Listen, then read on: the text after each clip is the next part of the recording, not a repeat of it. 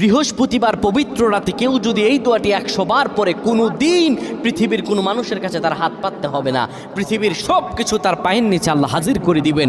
দারিদ্রতা থেকে মুক্তি দান করবেন, বিপদ আপদ থেকে মুক্তি দান করবেন, তার সম্মানকে সুউচ্চতা দান করবেন, অসুস্থতা থেকে দূরে রাখবেন। আল্লাহর অশেষ দয়া ও রহম তাকে দান করে দিবেন। সুবহানাল্লাহ। বৃহস্পতিবার রাত এটি গুরুত্বপূর্ণ রাত। এই রাত সপ্তাহে একদিন আসে।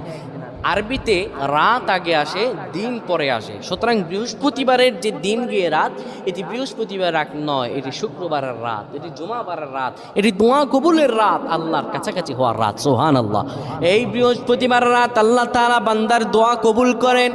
কেউ যদি বৃহস্পতিবার রাতে ঈশা নামাজের পরে পবিত্র হয়ে ইয়া হাইয়ু ইয়া হাইয়ু ইয়া হাইয়ু ইয়া রফিয়ু ইয়া রফিয়ু ইয়া রফিয়ু এই দোয়াগুলো পড়তে পারে 100 বার, আল্লাহ রাব্বুল আলামিন